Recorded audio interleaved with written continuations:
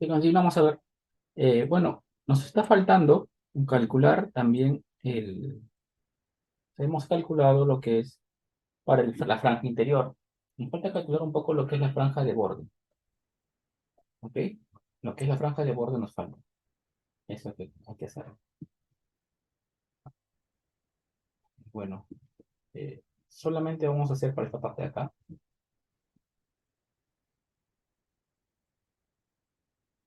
Espero que no. Voy a repetir, vamos a repetir desde acá, ¿no? Desde la franja interior, ¿no? Pero va a ser franja de borde, ¿verdad? El interior es el mismo para los camiones.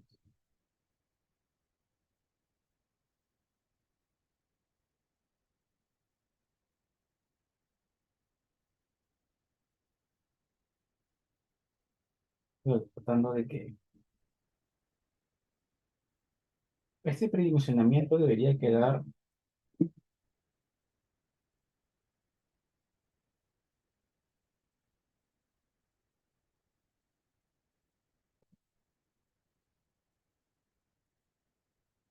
voy a colocarlo afuera, a ver.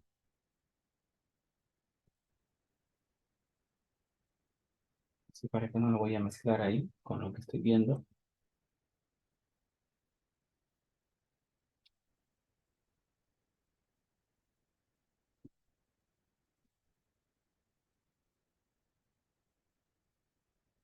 Cuatro, el momento también,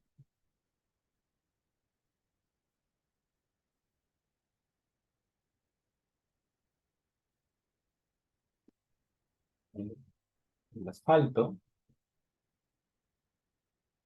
de omega, el valor, bueno, acá sí, ¿no? Eso sí, deberíamos, no debería estar fijo.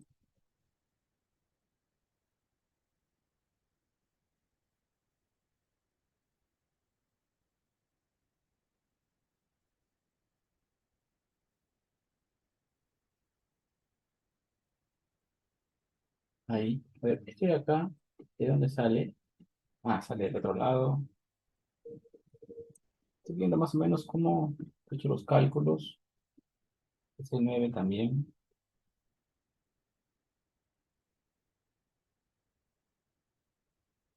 bien ahí.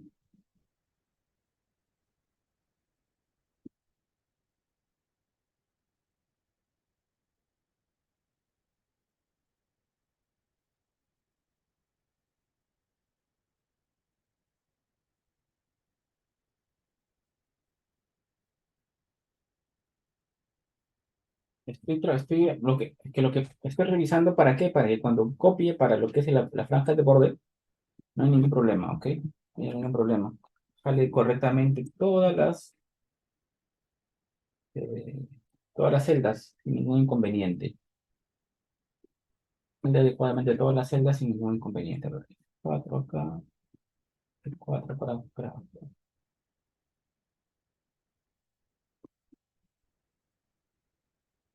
operación. Acá, 4, ok, está bien ahí. El N, la cuantía de acero, el K, el J, el F, S, S. Ahí está bien, estamos bien acá también. Yo creo que está bien todo esto. Todo eso lo voy a copiar porque lo voy a colocar como la franja de borde. Diseño de la franja de borde. Diseño de franja de borde. Diseño de franja de borde. Pues acá definitivamente acá lo que vamos a hacer es L de borde. Así, L de borde. Bueno, y para L de borde vamos a hacer lo siguiente.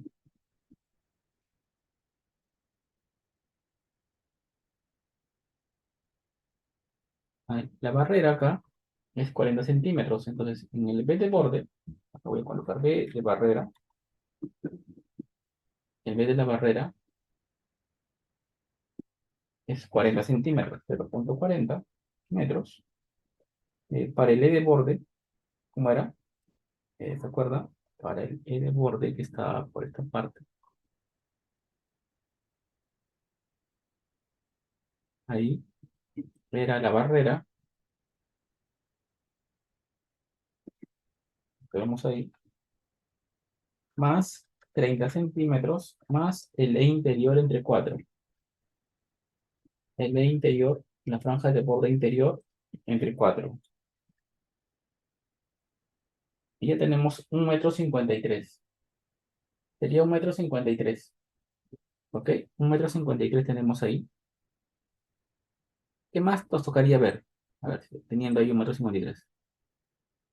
Eh, tengo el ML del IM, que sería en esta parte más o menos 64,62, dividiendo entre este valor. Pero acá, como les comenté, sería la mitad. ¿Ok? O sea, es decir,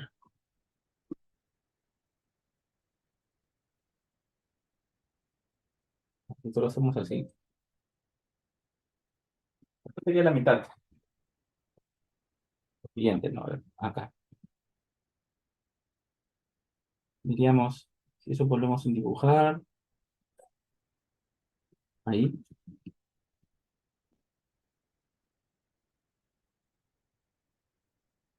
¿Qué diríamos acá? A ver, el momento máximo.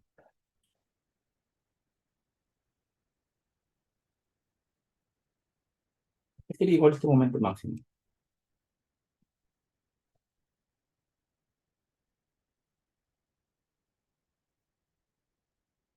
Bueno, ese momento máximo que es el M del LL más el IM,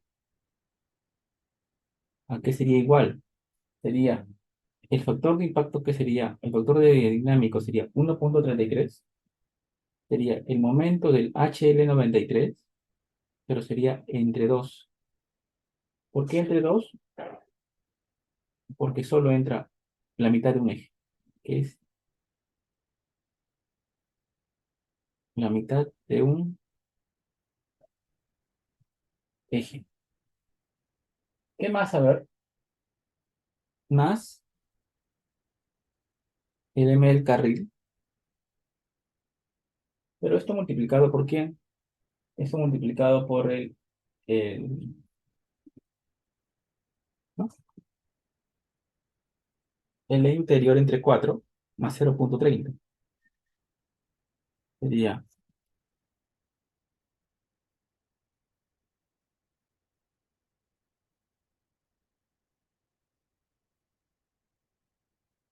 más 0,30 metros. ¿Ok? Y todo esto dividido entre el ancho del carril. Entre el ancho del carril. El ancho del carril, ¿a qué es igual? Es el carril es 3 metros. ¿Ok? O sea, lo que es el carril, ¿no? O sea, ¿por qué? Porque acá está, ¿no? Como les comenté, el carril. El ancho del carril de diseño es 3 metros. Eso debe estar por acá. 3 metros, ¿no? Entonces, pero por eso, vamos a colocar ahí lo que tiene que ir. Sería más el ancho del carril.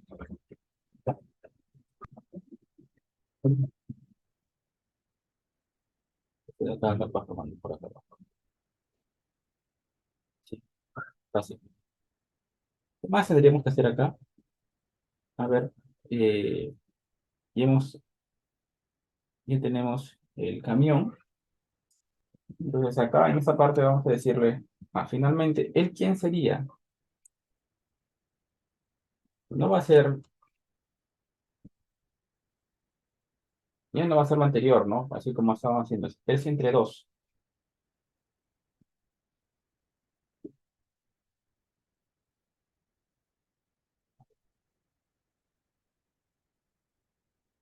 En esta franja de borde, diríamos, él ya no va a tener ese valor. Ahora vamos a calcularlo adecuadamente. Porque después todo esto tiene que ser entre el que de borde. O sea, todo lo que se ve acá, luego finalmente va a ser entre el E de borde.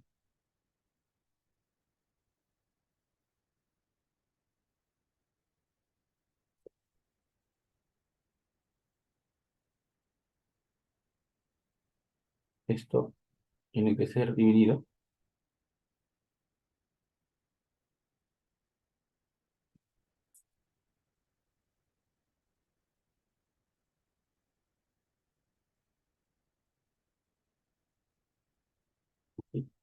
Dividido entre el E de borde, ¿no?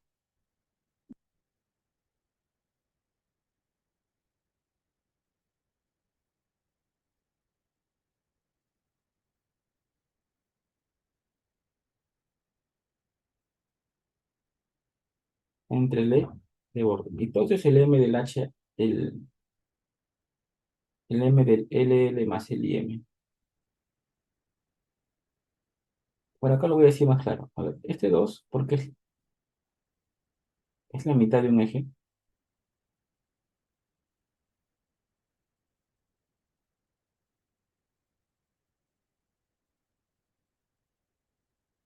Entonces la parte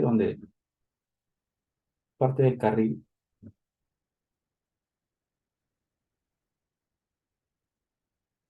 ese que es 3 metros. Y teníamos L de borde. Entonces, ahora esto de acá tengo que hacerlo claro. A ver, él a quién está referenciando en esta celda, ese de acá, ¿no? Que es 1,33 más el E de carril, ¿no? 1,33 más la sobrecarga de carril, no, que está mal. Eso hay que cambiarlo. Entonces, este momento de sobrecarga es lo que va a cambiar. Entonces, acá diríamos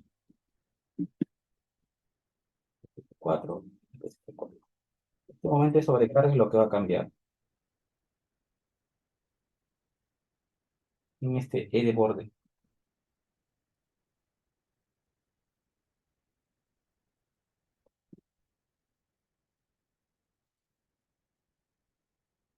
En el cual es 1,33 de la carga máxima del camión entre 2. Porque es esta carga máxima del camión, es la carga máxima del camión entre 2, ¿no? Entre 2 más el momento del carril. Este momento del carril, ¿por quién sería?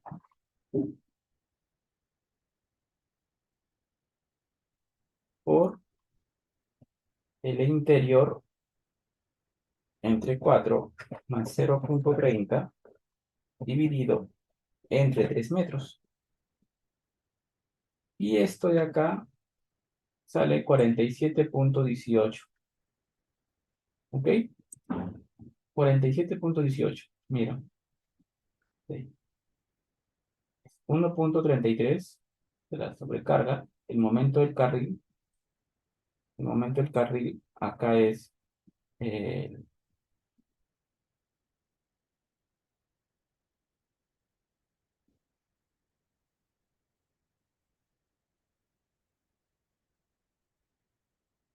709. Acá es entre 2. ¿Más quién? Más el interior entre 4 más 0,3 entre este valor sale todo eso 47,18. ¿Ok? 47,18.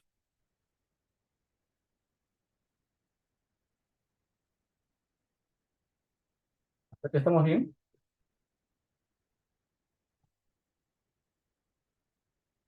De acá, ¿no? Estamos en esta parte. 61,30 más lo que es el carril, que es 17,09. ¿Ok? En esa parte.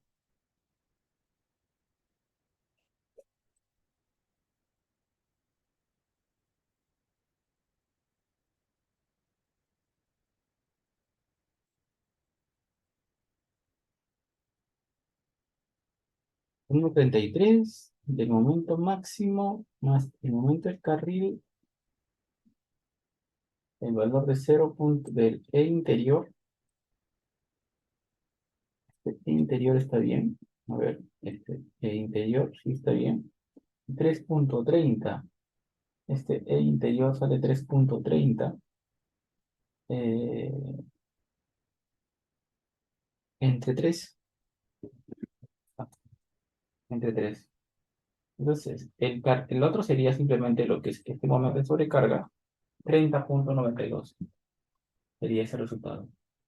30.92 finalmente. ¿Ok? O sea, ¿por qué hemos hecho esto? Por lo de acá, pues, ¿no? O sea, este es el interior 0.30, solamente considerando en esta parte para el E de borde, que tendría lo que vemos ahí. Este momento del HL93 es el máximo momento y el momento del carril también es el máximo momento. ¿Ok? El momento del carril y del HL93, en ambos casos, son los momentos máximos que se tienen.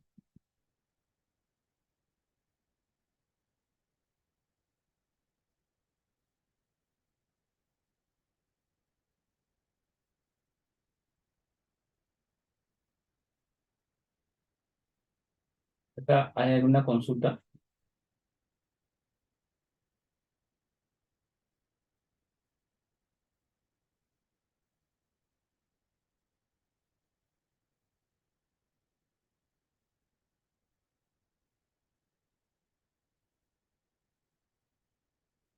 Nuestro interior es 330. ¿Ok? Nuestro ancho de vía, nuestro ancho interior es 330. Tenemos 330 ahí.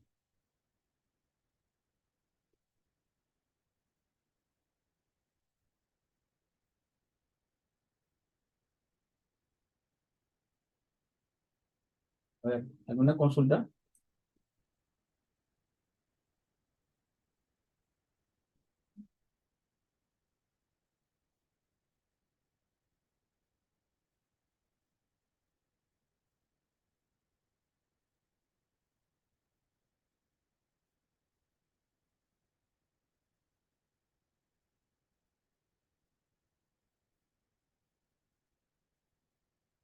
¿Alguna consulta acá? Profe, yo tengo una pregunta, pero sobre el esfuerzo de fatiga. Cuando logramos superar el esfuerzo de fatiga, ¿cómo se logra solucionar para, para no, digamos, lograr ese límite?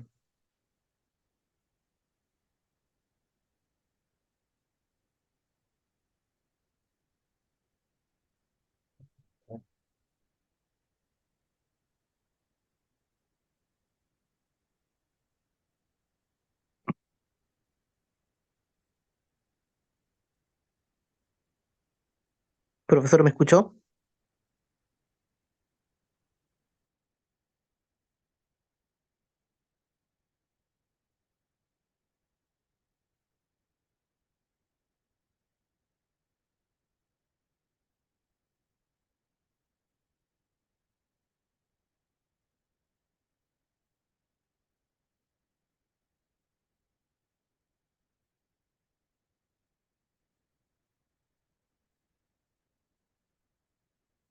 Perdón, ¿qué me dijiste? A ver, perdón, ¿qué me dijiste? No escuché bien. ¿Qué me decías? Ah, cuando se supera el límite de fatiga, ¿qué se suele hacer, profe? Cuando no cumple por fatiga en la estructura. Correcto. Si no cumpliese por fatiga, eso se ve acá, ¿no? O sea, es porque los esfuerzos en el acero están muy elevados, pues, ¿no? Entonces, lo que se podría hacer es incrementar el peralte del elemento o colocarle más acero de refuerzo. Pues, si se fatiga el elemento, tenemos que colocarle más acero de refuerzo, ¿no? Más acero de refuerzo. Entonces, es que esa es la única solución. O sea, si el elemento falla por fatiga, lo que se puede hacer es incrementarle su peralte o también incrementarle la cantidad de acero de refuerzo. Porque si incrementamos la cantidad de acero de refuerzo, va a bajar el esfuerzo del acero. Acá tú vas a ver, te das cuenta que generalmente tenemos esfuerzos de acero. Y logramos fuerzas centímetro cuadrado son a nivel de esfuerzos de acero, ¿no? FSS significa el esfuerzo en el acero, el esfuerzo en el acero, ¿no? Para conservar estos niveles controlados, estos niveles controlados, eh, se hace este chequeo de por fatiga, ¿no? Y si no se cumpliese, en ese caso que no podemos cumplirlo, tendremos que colocar más acero de refuerzo. Pero nos hemos dado cuenta que no, sí, efectivamente, o sea, pasamos holgadamente la fatiga, ¿no? No hay ningún inconveniente por fatiga. Ahora, a ver, ahora en la franja de borde, ¿qué tenemos? En la franja de borde tenemos lo siguiente, ¿no? Tenemos un momento de 47. Si dividimos eso entre el momento en el E de borde, eso nos da más o menos 30. O sea, tenemos esto por carga muerta, por carga viva. Ahora, para la barrera, perdón, para el peso propio, el DC, el peso propio, no solamente tenemos ahora lo que es la losa. Ahora tenemos que tener la losa, pero también tengo que tener la barrera. ¿Ok? O sea, también tengo que tener la losa y la barrera, en este caso. Entonces, ¿a qué me refiero con esto? A ver, si de acá lo vemos, de acá afuera, esto tiene un peso de barrera. Un peso de barrera. ¿Ok? Entonces, si esto lo analizamos correctamente, y esto fuera mi losita, hasta acá,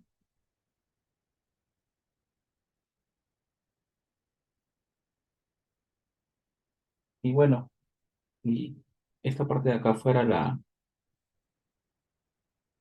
barrera, entonces lo que tenemos ahí es una carga.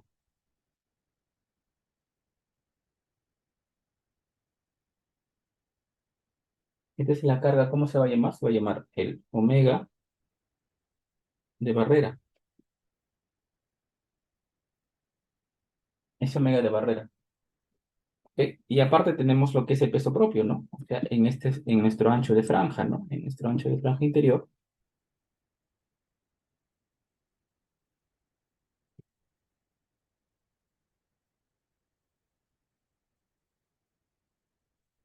Acá, en este E interior. Entonces, aparte de eso, ¿qué tengo acá? Tengo todo esto que es el peso propio.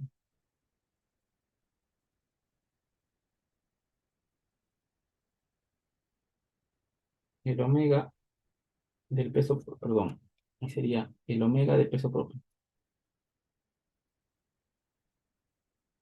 Entonces, a ver, ¿cómo haríamos con la barrera? Diríamos, la barrera tiene un ancho 40 y vamos a decirle también que el peso en la barrera,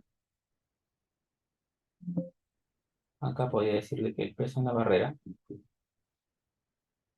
el peso en la barrera, este de acá, el peso en la barrera, ¿cuánto es? Este peso más o menos, si hacemos un metrado rápido, está en el orden de los 0,6 toneladas por metro lineal.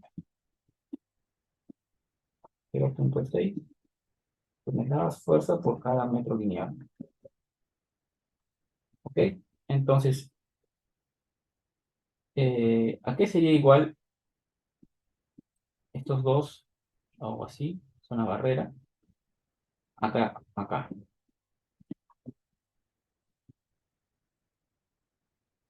Diríamos, el peso en la barrera.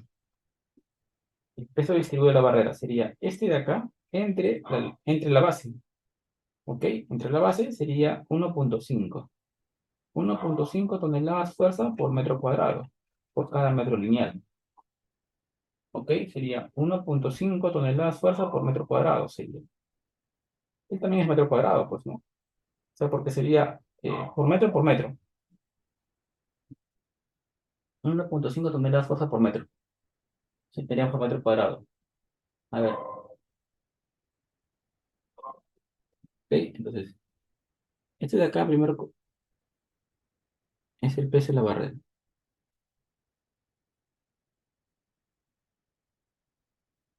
Diríamos, el omega de la barrera es el peso de la barrera dividido entre el B de barrera. Entre el B, entre el ancho. Entonces, ahora sí, diríamos, finalmente, el peso del DC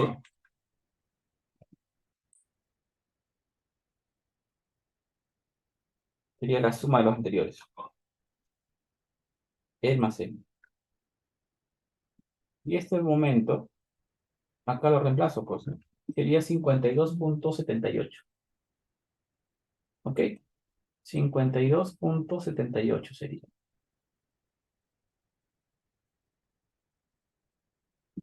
Porque la suma de estos dos, no. El peso de barrera, a ver, es 0,6 entre...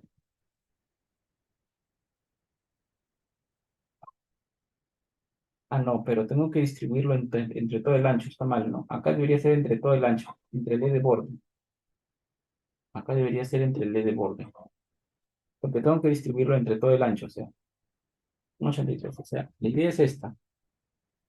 No es distribuirla acá nomás, o sea, la idea es distribuirla entre todo el ancho. Es decir, acá tendría lo que es el peso propio, pero acá arriba tendría como si fuera el peso de la barrera.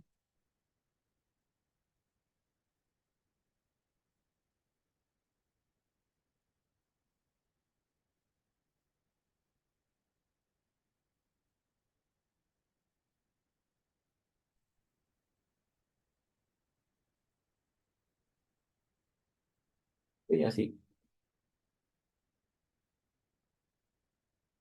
fuera.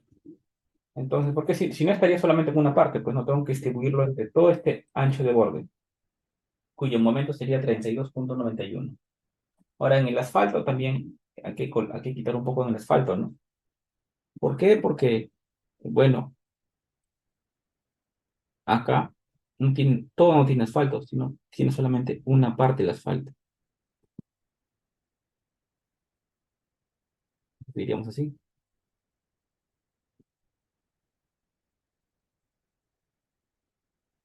Esta parte de acá sería el asfalto.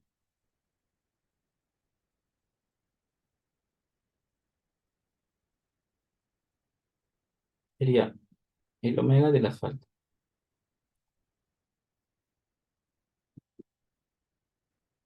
¿Qué sería igual a esa omega del asfalto? Bueno, en verdad lo voy a hacer en todo, ¿no? Esta omega del asfalto, bueno, esto lo borro. Y sería esto entre el interior.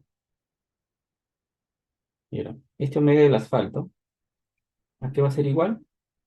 Va a ser igual a lo que es el espesor del asfalto, que es 0,05, por el peso específico del asfalto, multiplicado por ¿quién? Multiplicado por el E de borde, menos el B de barrera, dividido entre el E de borde. Ok, de esa manera eh, nos damos cuenta, ¿no? Adecuadamente cómo vamos a trabajar con el asfalto. Entonces, considerando que todo eso de acá es un asfalto, dividiéndolo entre ese ancho.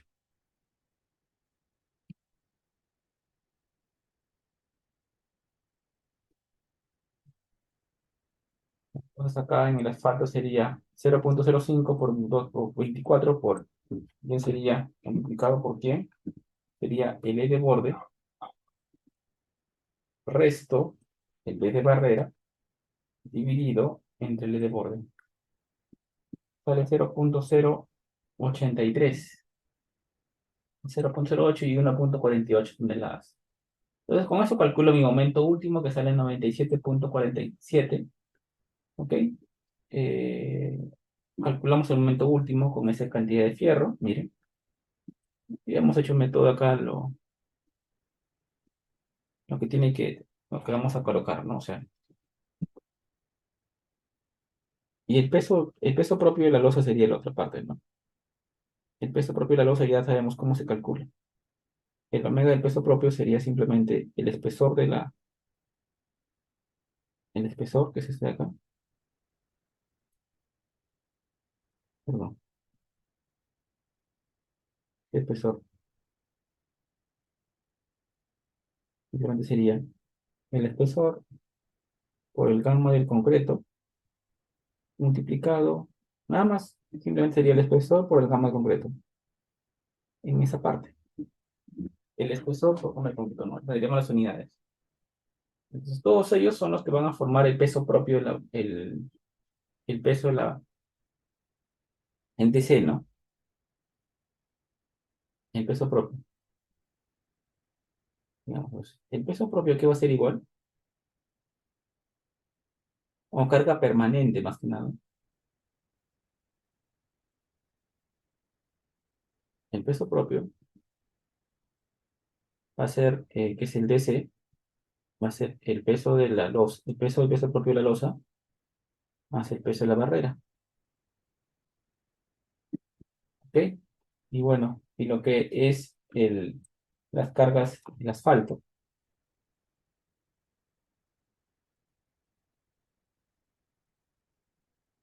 que sería el de omega, bueno, simplemente sería el omega del asfalto. Y cada uno va a calcularse su momento en DC y cada uno va a calcular el momento en de omega. ¿Ok? Y combinado con la otra, calculamos el momento último y calculamos la cantidad de fierro. A ver, ¿cuánto me pide acá? Me dice que no sé si está correcto esto. Acá hay algunos errores. Por ejemplo, en el D, acá está mal. Esto tenía que haber sido el H. Es el H seguramente o el espesor. 4. 56, 562300. El acero, cantidad de acero que tenemos acá. Wow. Me sale más fierro todavía.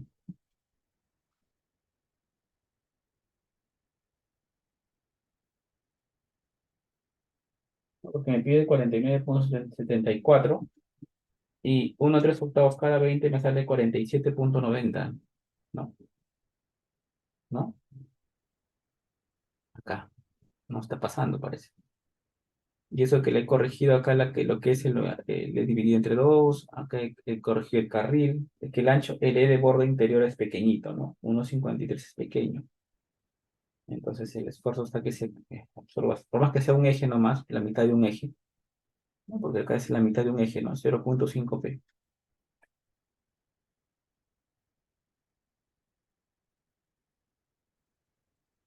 Digo la mitad de un eje, me refiero a 0,5.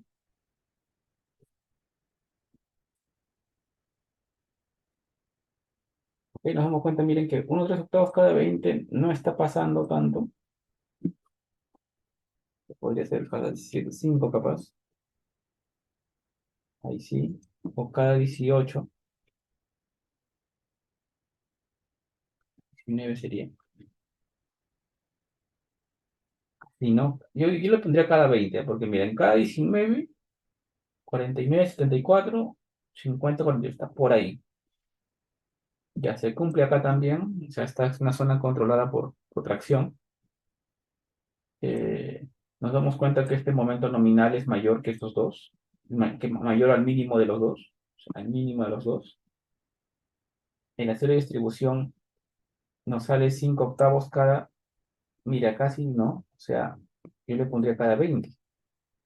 805, 990. Entonces acá sería 5 octavos cada 20 el acero de distribución. Probablemente el acero de distribución acá sí sea 5 octavos cada 20, ¿no?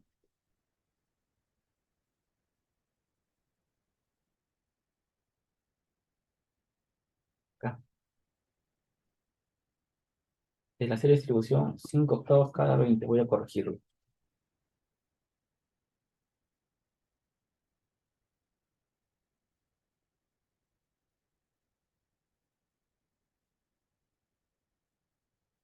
El acero por temperatura, 5 octavos cada 30 cumple, está bien, por temperatura. Se cumple el control de fisuración y todo está ok.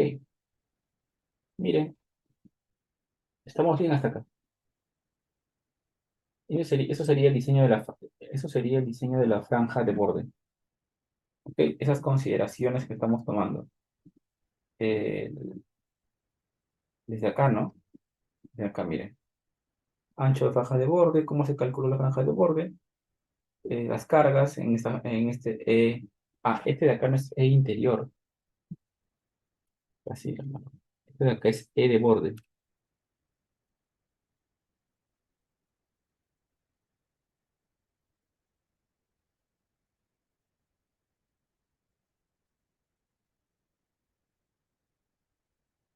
L de borde. Mm, ¿Ok? Porque de acá aplicamos resistencia y encontramos el momento último, ¿no? Que sería simplemente el N multiplicado por quién, por 1,25 del M de C. Ok, así. Más 1,50 del M de omega, más 1,75 del M del LL y M. ¿Ok? Entonces, con eso, ¿no? Y con esto calculamos el momento nominal, tal que un fin momento nominal es mayor o igual que el momento último, y esto que me sirve para calcular el área de acero, ¿no? El área de acero principal. Y luego continuaríamos con el área de acero, ya hemos visto, ¿no? Lo que es los demás áreas de acero, lo que es la distribución, y lo que es el área de acero por temperatura, y luego el control de fisuración.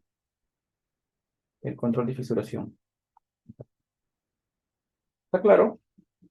¿Se entendió? Este es el cálculo completo de una losa, de un puente con losa. ¿Ok? Cálculo completo. Con el interior, con el carril, con todos los análisis previos. No sé si habrá algún comentario, alguna consulta que tengan ustedes.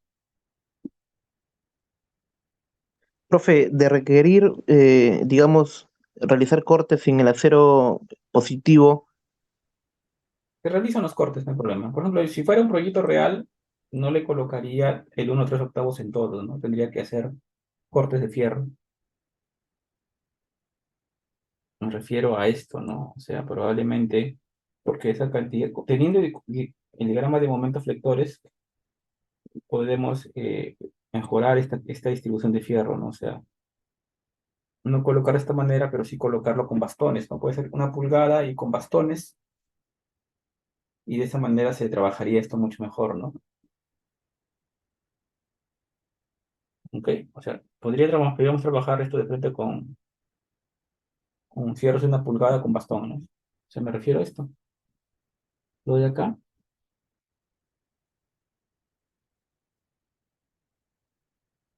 es equivalente a colocar ¿qué cosa? Vamos a colocar 1,3/8 cada 20 es 47,90 centímetros cuadrados. ¿Ok? Y 5,07 cada 20 es igual. 25. Entonces, ¿a qué es equivalente? A colocar un acero corrido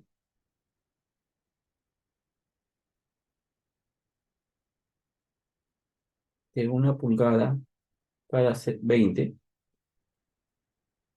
más un acero de bastón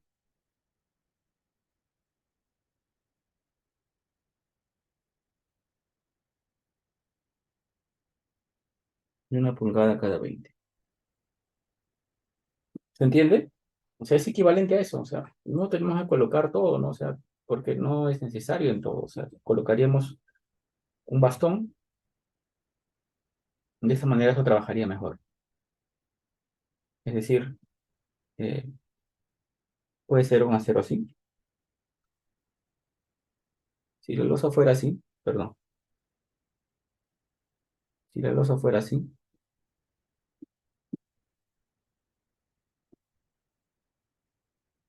de esta manera, colocaríamos un acero acá y su respectivo bastón acá arriba. O sea, con otro tipo de fierro ahí. Un bastón más chico, ¿no? Ahí,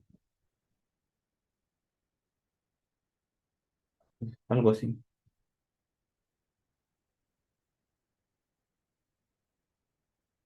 Eh, en donde este de acá es el acero corrido,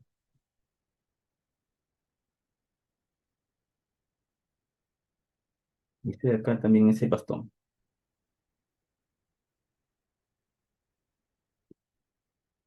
Es el corrido,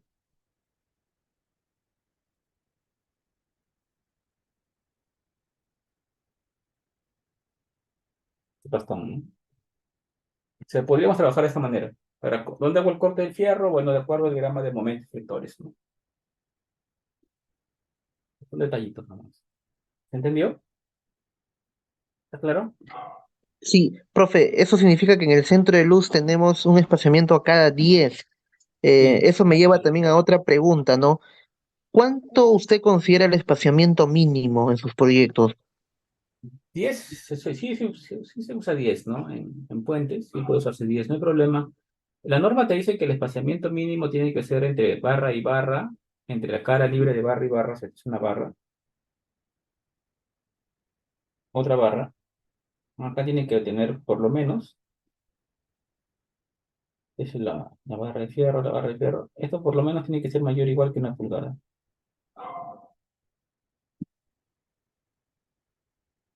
¿ok?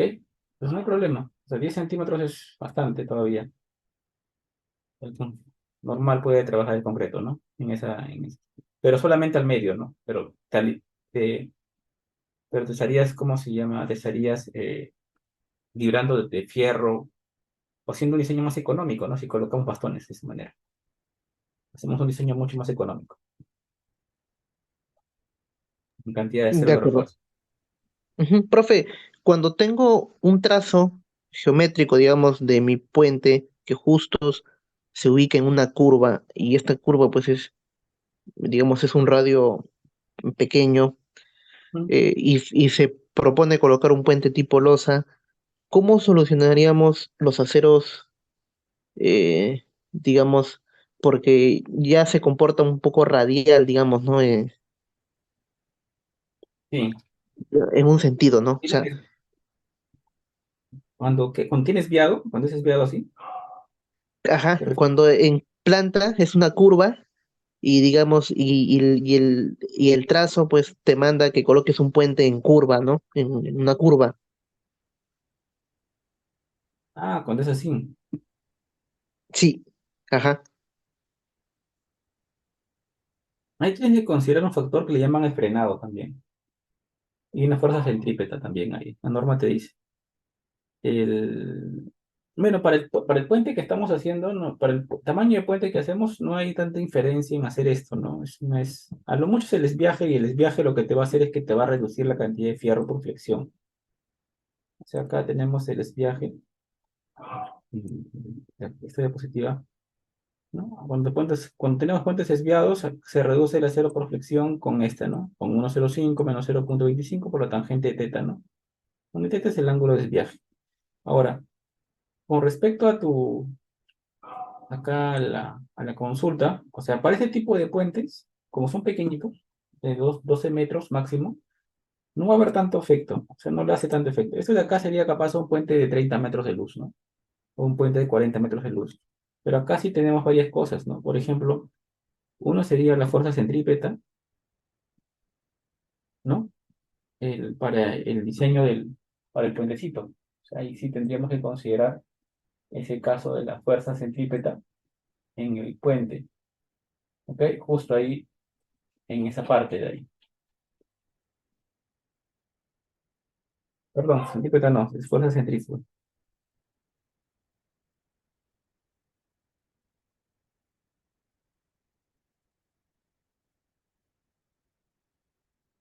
Acá consideraríamos una fuerza centrífuga, ¿no? Pero acá se consideraría que acá hay dos carros, ¿no? No sé, unos carritos en esa parte, y se consideraría una fuerza centrífuga, ¿no? Donde esta fuerza, donde acá hay un coeficiente de fuerza centrífuga, y esta fuerza centrífuga se calcula en función de la velocidad, incluso, ¿no? C por B cuadrado entre G por R, por ejemplo, ¿no? Y para poder calcular ese efecto, ¿no? De la fuerza centrífuga que se va a desarrollar en este puente de, no sé, puede ser de un tramo, dos tramos, tres tramos, en donde y esta fuerza va a estar directamente o calculada va a afectar directamente en en los, en los pilares, ¿no? Acá, por ejemplo, tendría un radio de curvatura. En esta clase de puentes, acá tendríamos un radio de curvatura, donde acá tendríamos el centro de vía, y aquí tendríamos un R. ese radio de curvatura. ¿Ok? Entonces, ¿qué te dice la norma?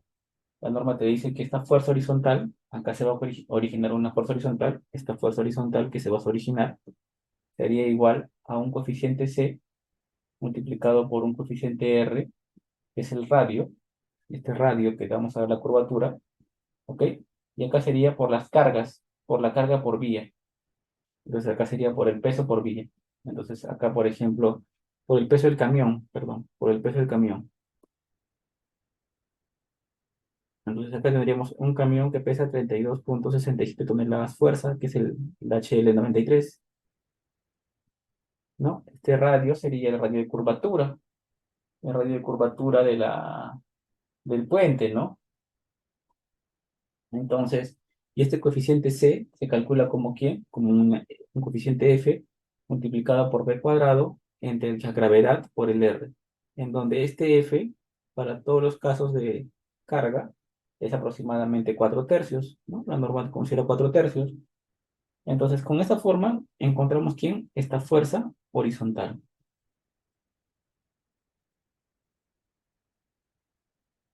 Esta fuerza horizontal, que se llama la fuerza centrífuga, ¿ok? Es la fuerza centrífuga, por ejemplo. ¿Eso dónde lo encuentras? A ver, eso debe estar acá en el Ashto.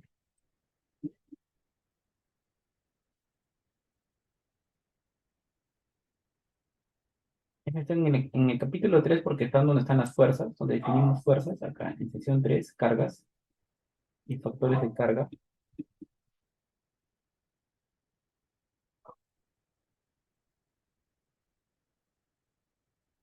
Aquí está. Miren, acá tenemos fuerzas de colisión, por ejemplo. Acá tenemos fuerzas de colisión, eh, colisión de fuerzas de colisión vehicular, por ejemplo, fuerza de frenado. El frenado también es importante, ahora vamos a verlo. Aunque está la fuerza de frenado. ¿Cómo se calcula la fuerza de frenado también, no? La fuerza centrífuga. Aquí está. Justo lo que les comenté. La fuerza centrífuga, ¿no? El C, este coeficiente, el F, 4 tercios. En fatiga se considera uno, en la aceleración de gravedad, y el R es el radio de curvatura. Esta curvatura que estamos trabajando. ¿Ok? Y este C es este valor de C es el coeficiente, ¿no? Este factor C. Entonces luego lo que se hace es calcularse cómo se llama la carga, la fuerza horizontal de corte, ¿no? Sobre cada pilar, ¿no? ¿Y eso cómo se calcula? Porque este es como si fuera, este C es como si fuera el coeficiente de la carga, el coeficiente de la carga, ¿no? De una carga, de la carga horizontal para que espera, perdón, de la carga vertical, ¿no? Es un porcentaje de la carga vertical.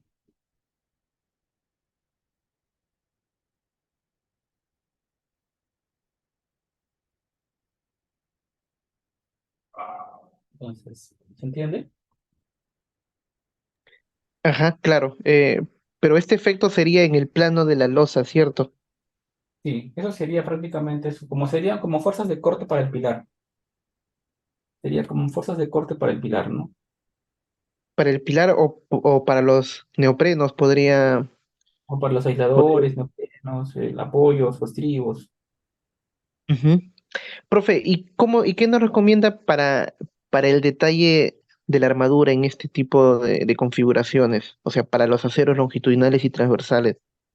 Acá sí te va a ayudar bastante el modelo estructural. El modelo, cuando hablabas en el bridge o el Midas, sí te van a ayudar los esfuerzos que te van a botar, ¿no? Tanto para lo que son para las cargas. O sea, hacemos igual un análisis nosotros, como estamos haciendo, lo calculamos, calculamos los esfuerzos manualmente y luego lo modelamos en el software. En el software te va a indicar específicamente algunos refuerzos que necesites en locales, ¿no? En las curvas, por ejemplo, cuando son en superficies así, con esa geometría. Pero ya eso, o sea, eso se ve más a detalle ya en el software, ¿no? Leyendo ya el resultado del elemento finito, ¿no? Hacerlo manualmente, eso sería un poco más complejo. Hacemos lo sencillo así manual. ¿Por qué sirve hacer esta parte manual? ¿Por qué? Porque es un parámetro que nos va a servir para poder calibrar o poder verificar que nuestro cálculo con el software está correcto, no está adecuado, ¿no? Por ejemplo, a ver, vamos a ir a parte 3. Nos hemos atrasado bastante. Miren, en la parte 3 vamos a ver lo siguiente. Eh, Estribos. Las cargas a considerar son los generales las siguientes. Son cargas verticales de la superestructura que corresponden a las reacciones de carga muerta o viva. ¿A qué se refiere con esto? Bueno, el... esto lo encontramos acá, ¿no? Es nuestro puente, ¿ok? Este es un estribo, por ejemplo. Este es un estribo. Y acá tendríamos nosotros el puente.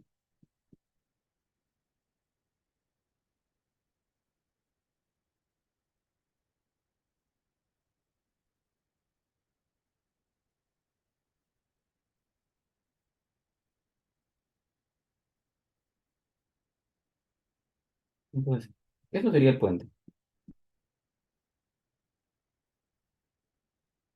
Y acá tendríamos el apoyo.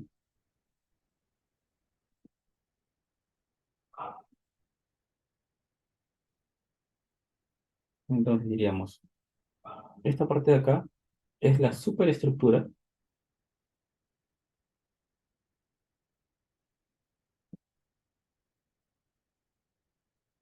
Esta parte de acá es el apoyo. Y él sería el estribo.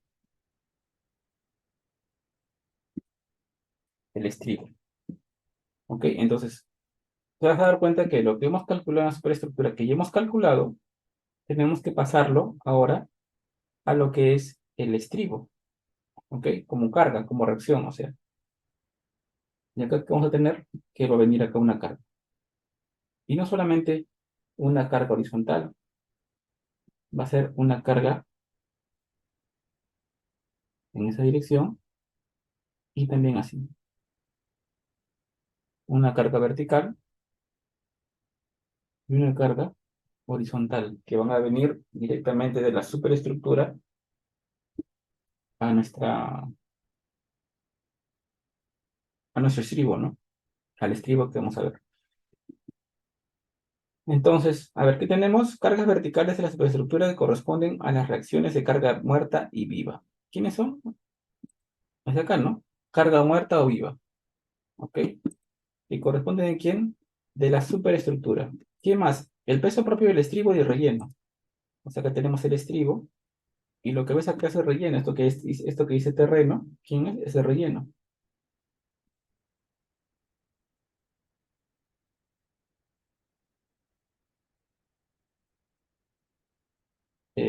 ¿Qué más?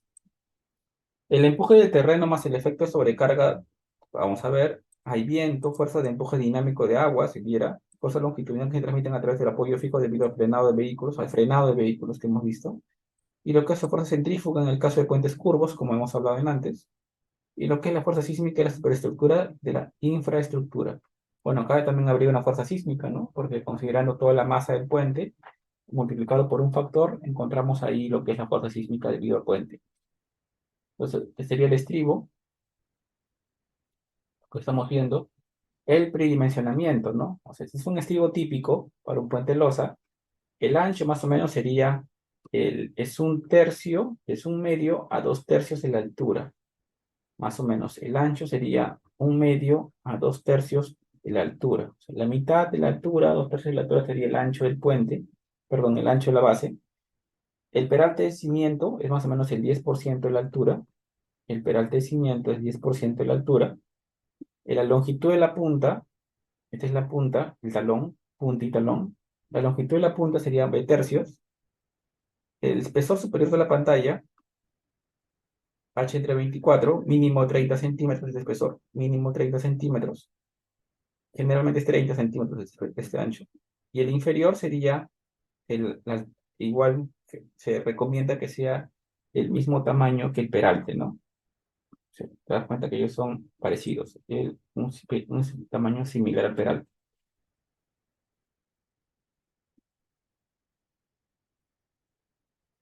A ver, Primero, una consulta. sí, Y si el estribo, pues si el puente de losa fuera pórtico, yo he visto, por ejemplo, que la parte de arriba es mayor espesor que abajo al lado del estribo. Como si fuera un perdón. pórtico, ¿no? Si Ah, fuera, por sí, ejemplo, sí, sí. un puente de Si losa fuera un pórtico. puente, si fuera un puente tipo pórtico, ¿te refieres? Exacto. Ya. Si fuera un puente tipo pórtico, o sea, que no tiene apoyos, es monolítico el apor, el pollo, es La el losa con el estribo es monolítico, ¿no? claro, sería algo así.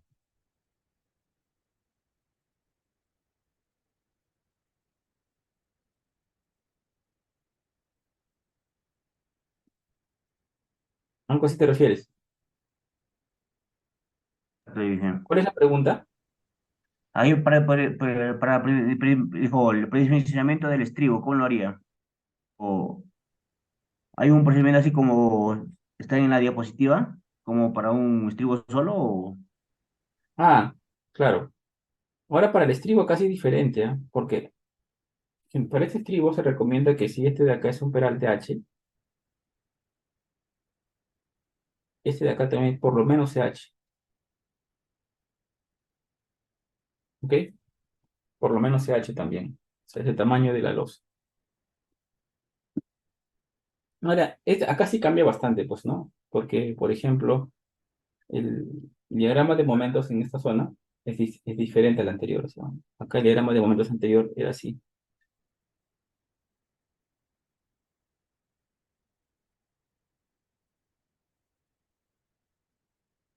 Ahora el diagrama de momentos acá va a ser así. Entonces, tenemos un diagrama de momentos distinto, ¿no? Ya porque no todo el acero ya no va a trabajar abajo, sino también va a haber acero en tracción arriba.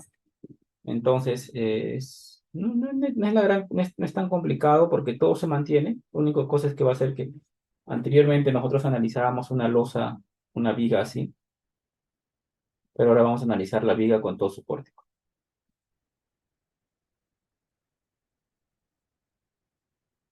Nada más. ¿Ok?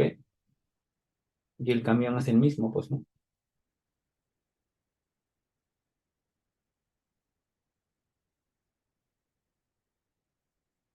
El camión es el mismo para ambos.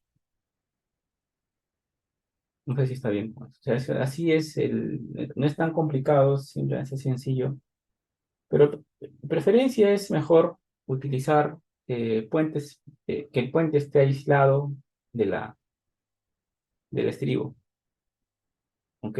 Estos apoyos son apoyos elastoméricos generalmente, neopreno reforzado. Entonces, preferencia es que que el puente esté aislado del estribo, ¿no? Porque va a tener menos daño estructural, ¿no? El estribo se va a mover con la tierra, pero si tú lo unes con el puente, vas a obligarlo, ¿no? A que el puente también trabaje y aporte carga sísmica, ¿no? El, de preferencia es que que estén aislados. O sea, no sé. Sí he visto puentes así, que son puentes pórticos, se llaman puentes tipo pórtico, en donde la viga está unida a la columna, perdón, donde la losa está unida los apoyos, ¿no? A los estribos. Tiene sus ventajas es que probablemente utilices menos material en la losa, ¿no? Un puente tipo viga losa, con losa aislada del estribo, el peralte es mayor, ¿no? En cambio, en el otro, el peralte va a ser bastante menor, ¿no? No va a ser así como acá. No sé, o sea, si nos sale un peralte acá de 60, capaz nos sale cuando es un pórtico, nos sale un peralte de 40 centímetros probablemente. Un peralte de 40 y el acero ya no se va todo, como en momento en momento ya no se va todo para abajo, sino que me va a irse para arriba, ¿no? Ustedes saben que aquel momento máximo, ¿cuánto sería? Acá sería, por ejemplo, si fuera así, sería omega L cuadrado entre 24, pero acá sería omega L cuadrado entre 12. Mientras que en este caso, el momento máximo acá sería omega L cuadrado entre 8 si fuera carga distribuida, ¿no? Entonces ahí hay ciertas diferencias, ¿no? Entonces, por eso es que un puente en un puente tipo pórtico es distinto el dimensionamiento. Ahora hay que tener también cuidado en lo siguiente, que hay que ¿por qué es importante que esto de acá sea H? Por lo menos H, para que tenga un adecuado empotramiento, ¿no? Para que tenga, para que sí, para que valga la pena hacer un port, para que valga la pena que esto sea una especie de un pórtico monolítico, este H de acá tiene que asegurar un adecuado empotramiento.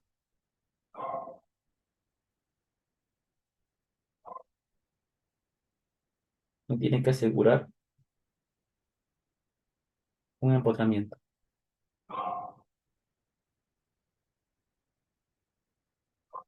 Y anclaje de barras, ¿no?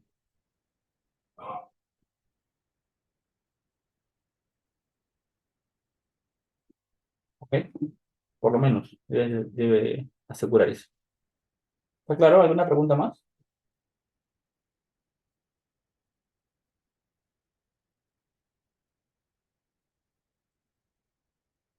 Profe, hay una razón de que usted proyecte la cara trasera, digamos, recta o verticalmente, en lugar de una cara inclinada. No sé si está relacionado con las presiones. A ver, sí, sí. Vamos a... Te refieres a esta cara recta, ¿no? Esta cara Sí, es el tras 2 y el intra 2. Se recomienda que sea recto. Más fácil calcular para el empuje. Cuando él es recto es más fácil calcular. En un puente es mejor que este de acá sea el que tenga la variación, ¿no? Pues, si no te pasa ya, si no te pasara, puedes analizarlo y tranquilamente eso hacer también la variación. Simplemente que tu fórmula de cálculo de empuje activo se va a complicar. ¿Por qué? Porque acá vas a considerar un ángulo beta. ¿Ok? Ahí consideras un ángulo beta. Pero sí, normal. O sea, puedes considerar sin ningún problema esa cara, ¿no? Esa cara inclinada, con una ligera inclinación 5 grados, 10 grados, lo que necesites. pero ¿qué significa? Que la cara atrás 2 es más eficiente que sea inclinado o que sea vertical. Que eso va a depender de los esfuerzos que tengas. De hecho, cuando tienes No. esto más inclinado, te va a dar mayor base acá abajo. Al darte mayor base acá abajo, entonces vas a darte cuenta tú que tus esfuerzos, eh, tus esfuerzos ahí, perdón, va a ser mayor peralte, más eficiente, más estable, pero capaz no es necesario, ¿no? Capaz es suficiente con que eso sea recto. O sea, esta parte de acá es, cuando él es inclinado, la fuerza viene así, la fuerza del LH, ¿no? Entonces, cuando es LH viene de esa manera, que es el empuje del suelo, perdón, esto de acá tengo que descomponerlo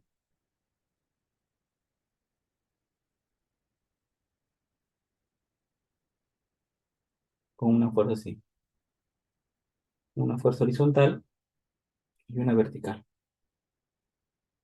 ¿ok? Se descompone. Entonces, tu análisis es un poquito más complejo. El cálculo de acá se hace un poquito más complejo. Entonces, más fácil calcularlo, más sencillo tener un resultado sería considerar la pantalla completamente recta ahí.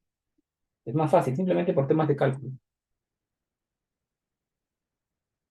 Evito el problema en esta cara y hago que esta cara sea inclinada para un estribo, ¿no? No hay ningún inconveniente, ¿no? Porque en esta cara no hay nada dentro. O sea, acá pues, acá está lo que acá es completamente libre, ¿no? Entonces, esta cara la hago inclinada y esta cara la hago recta. Y de esa forma hago que los cálculos sean más sencillos para hacer. Acá vas a ver, mira, Entiendo. ahorita te voy a mostrar la fórmula para que veas, ¿no? Pero no hay ningún problema, o sea, si quieres hazlo recto. Por ejemplo, cuando tenemos muros de contención nosotros, cuando tengo muros de contención, por ejemplo, ahí sí se suele usar que la cara de acá es la cara recta y la cara de otra cara es la cara inclinada, por temas de espacio, ¿no? Para la cara, para afuera.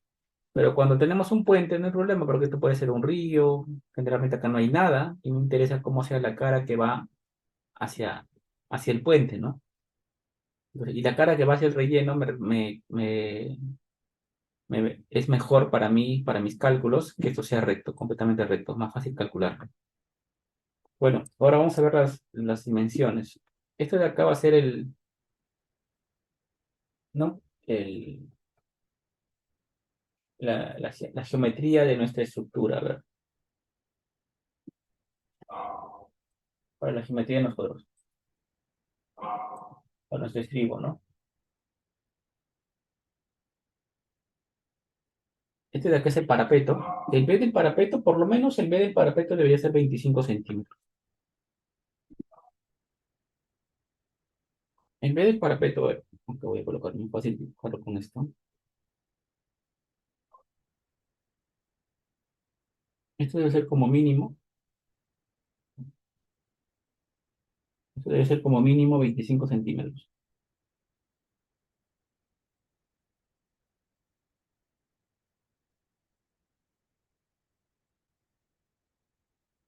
Mínimo 0,25. Todo lo que vemos acá ya es el parapeto.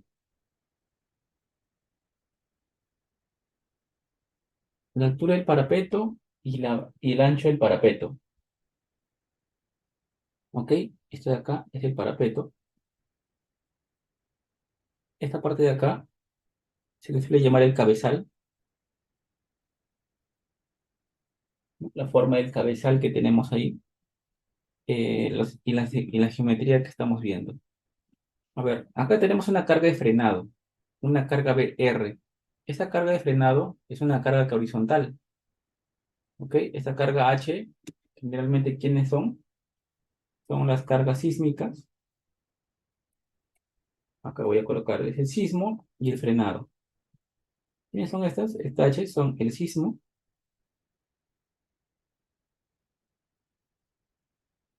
el frenado. También la temperatura, pero más el sismo y el frenado. Entonces, acá tengo, ¿no? Esta carga de frenado es la de acá.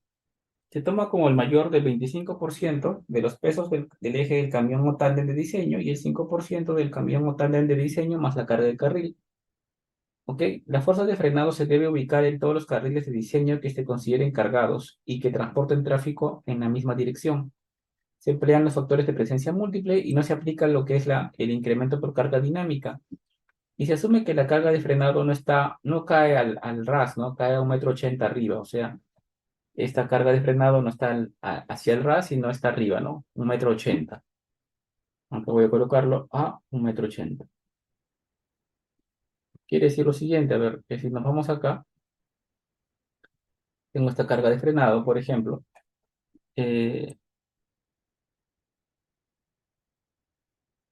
Imagínate que esto fuera un puente de esa manera,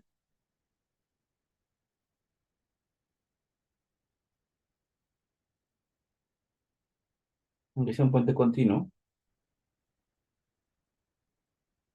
así.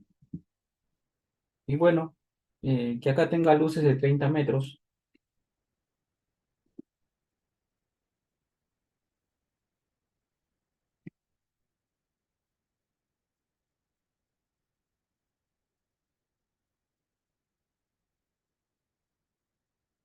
30 metros, 30 metros.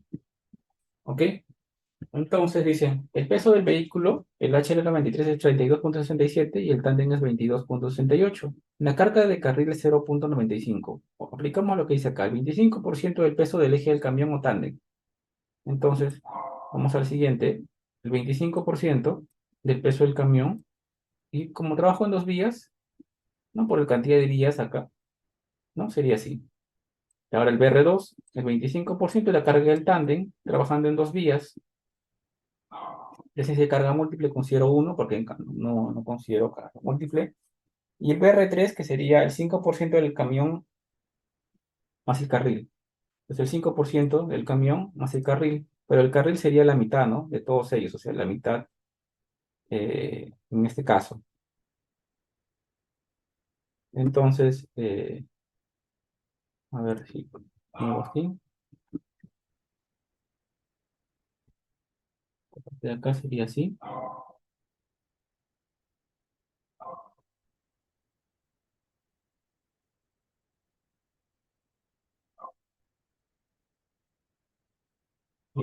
Esto sería el carril. Este carril sería 0,952 toneladas fuerza por metro. Y acá voy a colocar también lo que es el camión. Acá el camión sería, el peso del camión, por ejemplo, en este caso sería 32,67.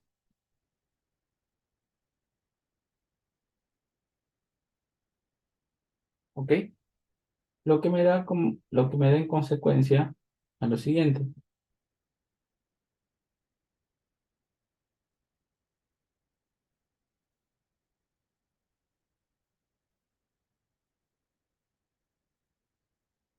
Que acá tenga una carga de frenado. Ah, ¿qué pasó?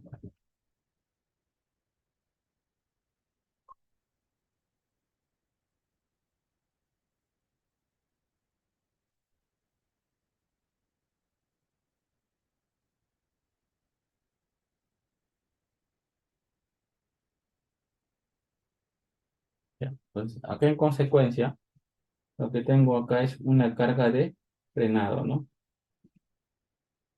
Que sería así, una carga de frenado, vean. Y esta carga de frenado, ¿a cuánto está? Está a una altura de 1,80 m.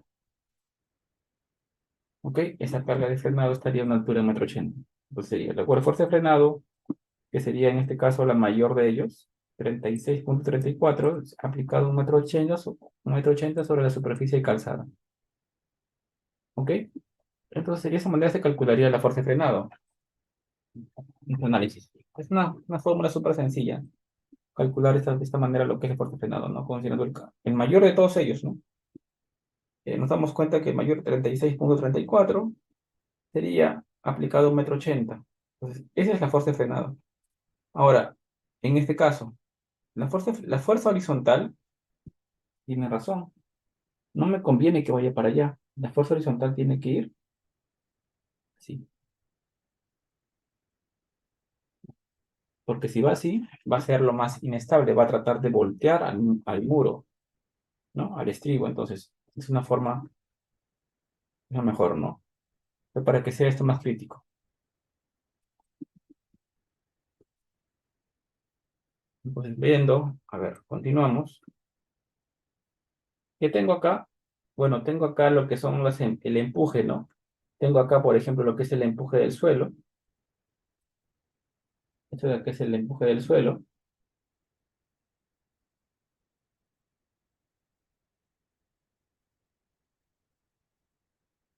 Esto sería la sobrecarga. Esto de acá sería la sobrecarga viva.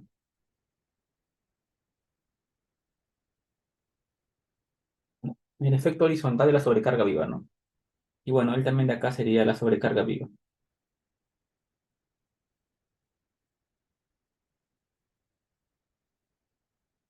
Y eso de acá es lo que viene de quién, de la superestructura.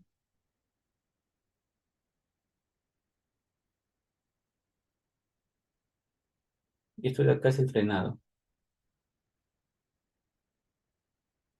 La fuerza de frenado aplicado a 1,80 m.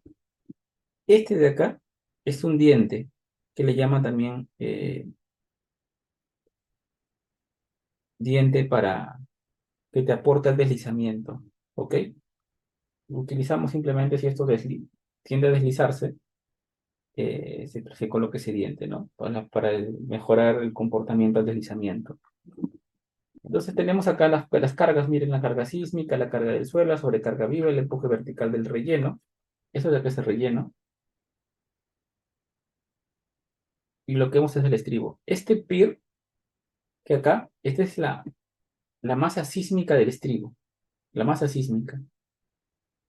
Eso de acá es la masa o la fuerza sísmica.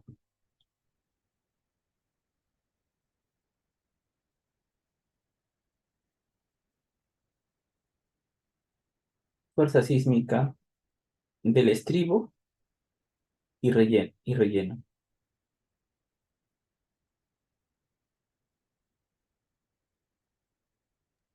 También Se le incluye llama, la zapata.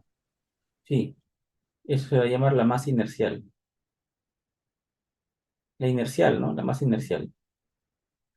O sea, aparte de tener el sismo del relleno, este es el sismo del relleno, también tengo que aplicar la fuerza sísmica del estribo, del estribo, ¿no? Este es el sismo, ¿no? Este es la fuerza sísmica del estribo y relleno, ¿no?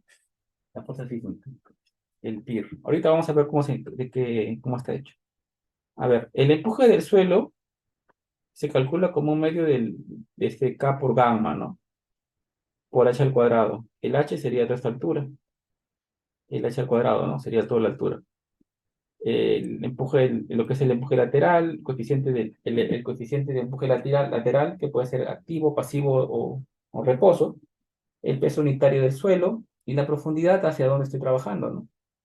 Eh, Acá vemos, por ejemplo, se asumirá que la carga al suelo lateral resultante debido al peso de relleno actúa una carga igual a h tercios, o sea, este de acá es h tercios, ¿ves? Ese es h tercios, ¿por qué? Porque se asume eso, ¿no? Es un triángulo y el centroide del triángulo es h tercios. Entonces, vamos a viendo la teoría de Coulomb, eso está en el ashto, cómo se calcula como teta, el ángulo teta, que es el ángulo que forma el respaldo del muro con la horizontal, o sea, ves acá, el respaldo del muro con la horizontal, ¿no? Este ángulo.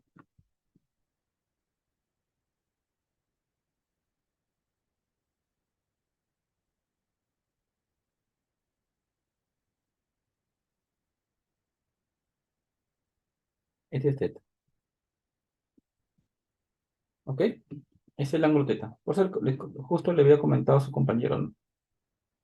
Si quieres hacerlo sencillo, cero. Este ángulo teta, ¿no? Teta más phi. El phi es el ángulo de fricción del suelo, fricción interna del suelo. El gamma es el ángulo de fricción que hay no es interna, es el que hay entre el relleno y el muro. Eso te sirve para qué, más que nada, te va a servir para el tema eh, del deslizamiento, ¿no? Pero también entra en la fórmula. Y el ángulo efectivo de fricción interna, el ángulo que forma el respaldo del muro con horizontal, el ángulo que forma la superficie de relleno con horizontal. Este ángulo, el beta, ¿quién es? Es este de acá. Este es el beta. Que más adelante también le llaman como I. Es el ángulo de inclinación de horizontal. En un estribo es cero, pues. ¿Por qué? Porque en un puente este es plano, ¿no? No vas a ver un puente que tenga un cerro acá, ¿no? Es plano generalmente y este I es cero, ¿no? Generalmente en los estribos, este de acá es cero. Acá voy a colocarle. Generalmente, ¿qué cosa vemos? El beta es igual a un I y este de acá es 0 grados. Y que el ángulo teta también es 0 grados. Se prefiere que sea 0 grados, ¿ok? El teta. ¿Qué más? El gamma, el ángulo de fricción interna, la teoría de Coulomb, acá está, ¿no? Si este ángulo de acá es cero, él es cero y él es cero, entonces, ¿qué nos da como consecuencia? La fórmula es más conocida, ¿no? Que el empuje activo es igual a la tangente cuadrada de 45 menos phi medios. ¿Ok? La fórmula más sencilla de esas. 45 menos phi medios. Esa de acá, es la fórmula que usamos todos. Y bueno, acá te dan unos materiales, ¿no? Acá te dan una serie de materiales para poder usar arenas, arcillas, rocas, el ángulo de fricción, cómo trabajarlo, ¿no? Y también el otro que es el delta, ¿no? El, Ahora también tenemos el pasivo. El pasivo es similar al activo, la misma fórmula, simplemente que ahora es mayor, ¿no? Si se cumplen estas condiciones anteriores, el de acá, en vez de menos, se vuelve más. ¿Ok? Y tendríamos esto para lo que es el empuje pasivo. Ahora, la norma del Ashto también te da lo siguiente, o sea, el Ashto te dice que esta fórmula de acá no es tan confiable, porque a medida que el ángulo de fricción, a medida que el delta crece, este método de Coulomb va dando valores erróneos. Entonces, el Ashto sugiere utilizar lo que es el método de Cacot, ¿no? en el cual nos dan estos ábacos. Por ejemplo, este abaco se da cuando el empuje pasivo de tierra para muros verticales inclinados con relleno horizontal, o sea, muros verticales e inclinados con relleno horizontal. O sea, el ángulo de inclinación es horizontal. Si fuera el caso ese, un ángulo de fricción de 30 grados, acá colocas un ángulo de 30 grados, vamos, y el teta de acá, este ángulo teta, que sea 90 grados. Claro, este teta es 90 grados, ¿no? 90 grados, este es recto, no es cero, es 90. Si este teta es recto, es 90 grados. ¿Ok? Entonces, si este ángulo teta fuera 90 grados, se dice, ¿no? Para un ángulo de 90 grados, por ejemplo, acá, ahí, ¿qué tendría? Esta parte.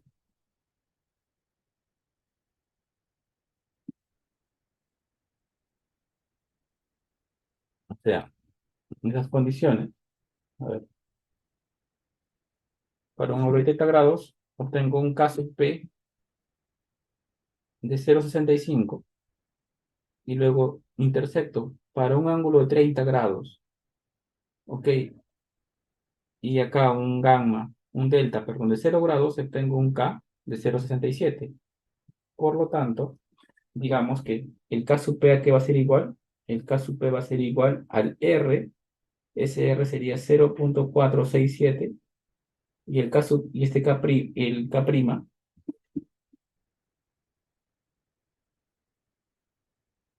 ese K prima de acá, este de acá es el K prima, es 0, es 6,5.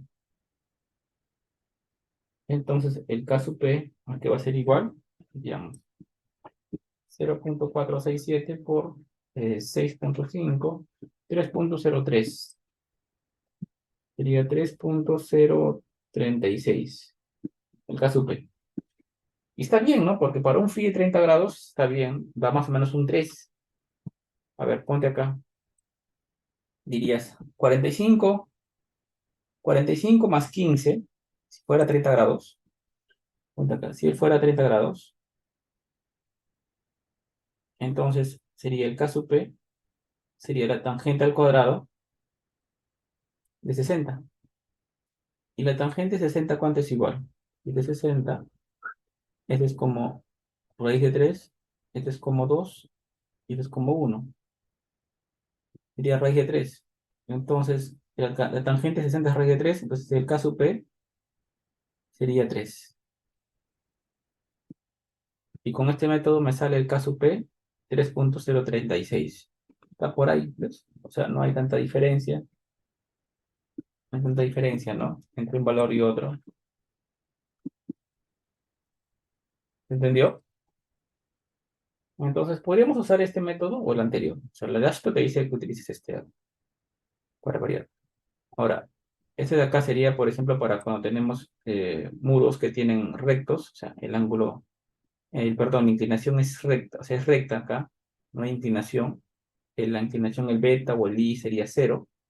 En cambio, acá tienen inclinación, acá hay un beta, ¿no? Acá hay una inclinación dada. Entonces, son para cuando tienen un relleno inclinado. Cuando hay un relleno inclinado, acá ves la inclinación, ¿no? Cómo va la inclinación con el ángulo de fricción. Y acá podemos observar, ¿no? Y desarrollar y volver a calcular lo que es el K sub P y lo que es la constante, ¿no? La constante R, el factor de reducción R. Entonces tendríamos también esa parte. A ver, ahora, consideraciones sísmicas. Podemos aplicar lo que son,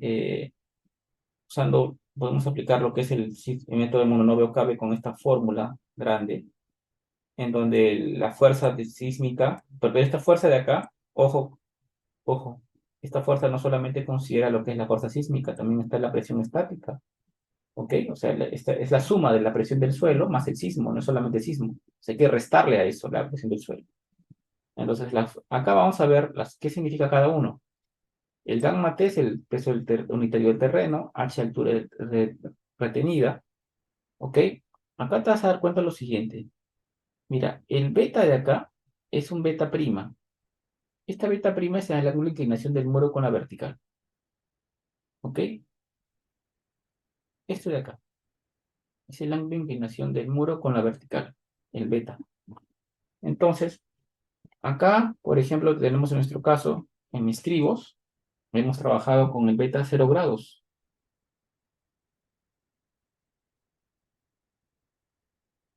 ¿Ok? Acá, este ángulo beta, para que vean, ¿no? Cómo se está trabajando. Si miren, este de acá sacamos esta parte para un muro de gravedad y para un muro cantilever.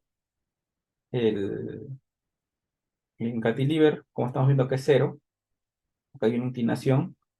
Este es el ángulo beta que estamos trabajando. Este ángulo beta, acá dice, este ángulo beta es 0 grados. Y la inclinación del relleno con la horizontal, también acá trabajamos con una inclinación de 0 grados. El ángulo de fricción entre el suelo y el estribo, el ángulo de fricción del suelo, el coeficiente, bueno, acá el coeficiente de aceleración vertical y el coeficiente de aceleración horizontal. El teta prima que estamos viendo acá, que no tiene nada que ver con el anterior, es igual al arco tangente. ¿Ok? Entonces, se asume generalmente, ¿qué se asume? El caso B es cero, el coeficiente vertical y el horizontal se calcula como 0,5 de K sub H sub O. Y el de acá, ¿cómo se calcula? Como el PGA multiplicado por el factor de sitio. Es el factor de sitio y el PGA. El PGA, por ejemplo, sería el caso del Z, y el factor de sitio sería como el S. Para la norma peruana, por ejemplo, ¿no? Factor de suelo, factor de sitio, y el PGA sería lo que es la aceleración máxima en el terreno en roca, ¿no? Y esto amplificado por lo que es el otro. Y eso la mitad, ¿no? Un medio, por ejemplo. Es lo que indica la norma. El PIR, justo como les estaba indicando, el PIR, que es la fuerza inercial horizontal debido a la masa sísmica del muro, donde es el peso del muro, y el peso del suelo inmediatamente sobre el muro, incluyendo el talón. ¿Ok? El peso del suelo sobre el muro, o sea, es la fuerza inercial. Es la fuerza inercial. Entonces, ese PIR estaba acá, ¿no? ¿Y que eso, dónde se va a aplicar? Al centro de gravedad, ¿no? En el centro de gravedad, que es la fuerza inercial del estribo más el relleno. ¿Ok? Es la fuerza sísmica del estribo más el relleno. La fuerza inercial de ellos. Por la masa que tienen, hay una fuerza, ¿no? Horizontal, una fuerza inercial.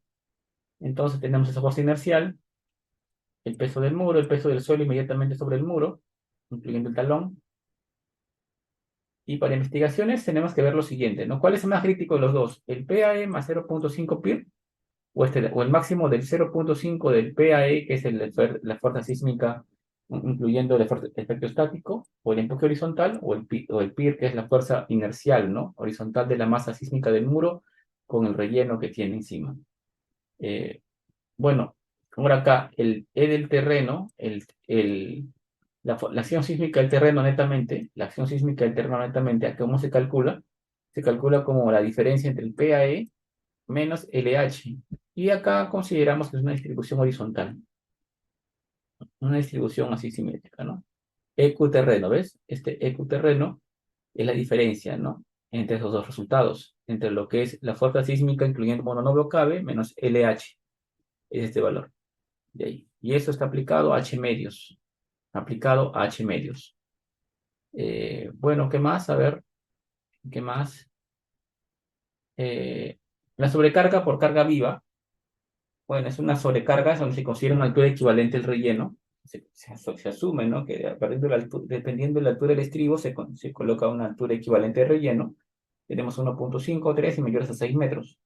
Acá podemos interpolar linealmente al medio y cuando son mayores a 6 metros, como un estribo de 7 metros, utilizamos una altura equivalente de 60 centímetros, ¿ok? Como sobrecarga viva. Multiplicado esto por quién? Multiplicado esto por lo que es el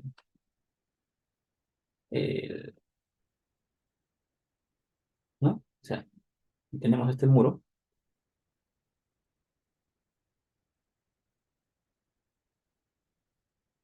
A ver, sería así. Acá sí. A ver, algo así.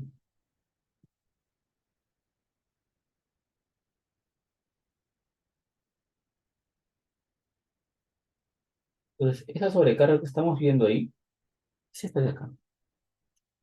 Es la equivalencia a una altura de relleno, un H equivalente. Y ese H equivalente está acá, en donde este LS que le llamamos Y vertical va a ser igual a ¿quién? Va a ser esta altura equivalente multiplicado por el gamma del terreno, nada más. ¿Quién es el gamma del terreno? Es el de acá. Es altura equivalente multiplicado por el gamma del terreno. ¿Ok? Una altura equivalente multiplicado por el gamma del terreno. Y bueno, esto de acá también tiene un efecto horizontal, que es así.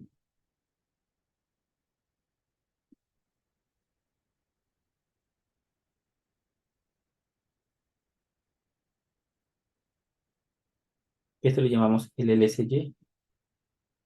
¿Que sería quién? Va a ser igual al K activo por el H equivalente por el gamma en terreno. ¿Ok? Entonces, de esa manera tenemos ya la sobrecarga viva, ¿no? En X y en Y. Esta parte de acá es en X.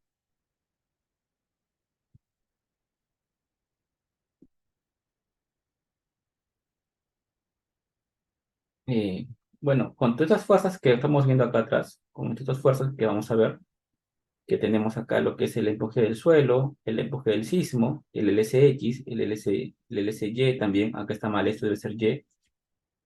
Esto de acá debe ser Y. El LSY, ¿ok? Lo que es el peso del muro, lo que es el peso del relleno vertical, lo que es el pasivo también acá. Con todas esas cargas que estamos observando, vamos a verificar las condiciones de estabilidad del muro. Vamos a verificar la estabilidad del muro con el arte. Ahí está, de acuerdo al artículo 11.6.3.1. Vamos a verificar que no se deslice, que no se voltee y que la capacidad de carga sea la adecuada. En deslizamiento quiere decir que las fuerzas, van a haber fuerzas deslizadoras y fuerzas estabilizantes, momentos volcantes y momentos estabilizantes, y bueno, y que la capacidad y que la presión en el suelo no sea mayor a la presión en la capacidad portante del suelo. Entonces, en el volteo, acá verificamos, ¿no? En el estado límite de resistencia, cuando el suelo es no rocoso, tiene que ser la excentricidad menor a B tercios. Si es un evento extremo, em, si usamos sismo, tendría que ser menor a 0.4B. ¿Ok? Si no, tendríamos que interpolar linealmente en el volteo. Vamos a verlo en el ejercicio. Ahora en deslizamiento tenemos dos cosas. Acá, esta parte de acá sería el aporte de la fricción. Porque ese R tau es el coeficiente de fricción multiplicado por el peso vertical. ¿Ok? El coeficiente de fricción. Y lo de acá es el pasivo. Pasivo en el diente. ¿Ok? Considerando el aporte del pasivo. Entonces, este mu que ves ahí es la fricción, ¿no? Te dice acá el artículo. Para suelos de baja cohesión, por ejemplo, se considera un C por B por un tangente de B. Este B sería la carga vertical, la fuerza vertical, que vemos acá como peso B. El tangente de phi es el coeficiente de fricción. El ángulo de fricción interna del suelo, ¿cómo se calcula? Concreto vaciado sobre material se calcula muy igual a la tangente. Y acá tienes varios valores, ¿no? Ahora, los factores de resistencia, ¿no? Acá vemos que tenemos un phi tau y un phi EP. Por ejemplo, el phi EP es cuando tenemos lo que es la componente pasiva, que es 0.5. Este es para deslizamiento. El phi tau, por ejemplo, presión en el suelo, en la base, usamos lo que es el ensayo de placa, por ejemplo, con 0.55. ¿Ok? De esa manera. Y bueno, y el otro, el de acá, podemos usar, por ejemplo, lo que es, podemos usar en el tema para deslizamiento, ¿no? Para lo que es el deslizamiento, ahí podemos ver con qué valores podemos trabajar para deslizamiento, ¿no? Por ejemplo, con 1, ¿no? Con este tau, no sé, 0.90, 0.85, ¿no? Concreto vaciado sobre arena, sobre suelo, dependiendo de las condiciones en que trabajemos. ¿Ok? A ver, continuamos, ¿no? Acá factor de resistencia para muros de contención, por ejemplo, acá 0,55 vemos el valor de cuando tenemos muros de gravedad o muros de semigravedad, los que estamos trabajando nosotros, ¿no? Y entonces, ¿qué significa ver resistencia? Eso significa por lo que es la capacidad transmisible. Presiones en la base.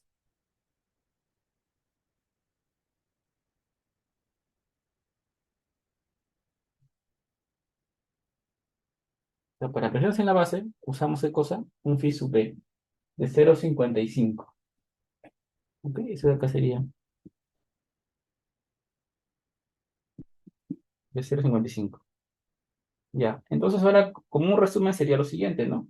Eh, una resistencia pasiva sería 1 y cuando es pasivo sería, en fricción sería 1 acá y acá sería 0,5. ¿Ok? Acá tendremos 1, 0 y cuando la resistencia pasiva no está asegurada, porque capaz no está compactada, nos asegura mejor. Cuando tenemos evento extremo también, ¿no? 1,05 o también 1 o 0, ¿no? O sea, cuando no aseguras el pasivo, mejor no lo consideres. Ahora, presiones en la base. Volvemos a hacerlo con Meyerhof o también determinar los esfuerzos verticales factorados, ¿no? Por ejemplo, cuando tenemos suelos no rocosos, usamos esta fórmula. La fórmula es mejor. Pues simplemente, esto solamente es solo para lo que es presiones en el suelo. Y esto debe ser menor que ¿quién? Que el coadmisible. ¿Ok? Pero ojo, no siempre menor que el coadmisible, dependiendo del Q resistente, voy a colocarlo acá.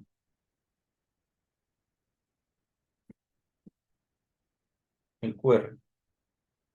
¿Ok? El Q resistente, el resistente. Este QR, por ejemplo, tiene que ser mayor o igual que phi sub B por Q sub N.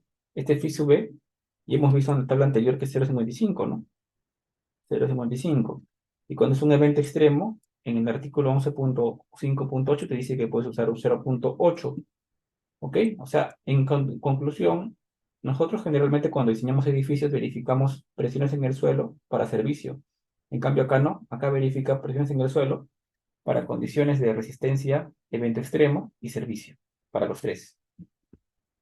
¿Ok? Específicamente miren acá, para resistencia y evento extremo. Y luego la longitud mínima de la cajuela, eso también faltó calcular. Esa longitud mínima de cajuela es la que se encuentra acá, es el N, este valor de acá. Esta es la cajuela.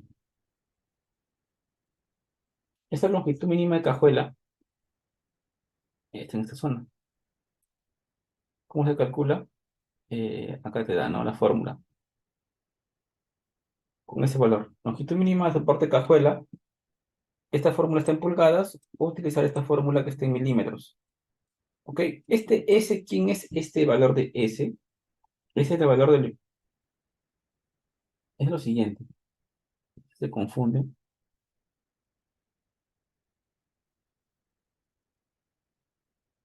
¿Sí?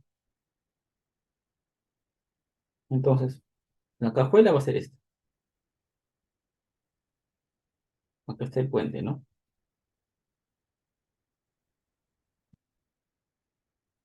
Este es el N. Y este ángulo de acá es el S. ¿Ok? Y esa es la cajuela, ¿no? Este ángulo de acá. Por si acaso.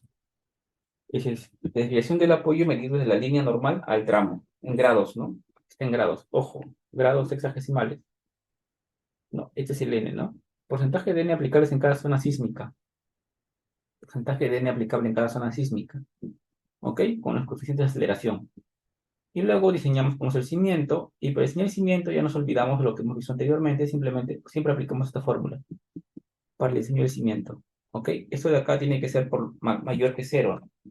Q último y Q máximo, ¿no? Eso sería todo por la clase de hoy día. Estaremos viendo el ejercicio en la siguiente sesión con el modelo matemático en el CSI Bridge. ¿Ok? Si no hay alguna consulta más, nos estamos despidiendo y nos vemos la próxima semana. Que tengan una buena noche con Profe, todos. Una, Sí, una, una pregunta breve. Es un poquito fuera del curso.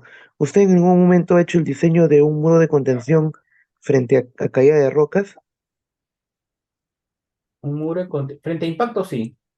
Frente a impactos, sí. He hecho muros de contención contra impactos, pero caídas de rocas, no, no. Pero impacto sí algún elemento que golpee lateralmente, ¿no? El muro. Ingeniero, una consulta. ¿Podría subir las diapositivas al aula virtual? Las pasas Sí, del lo que y está el voy a subir tablero. las diapositivas y los apuntes de clase.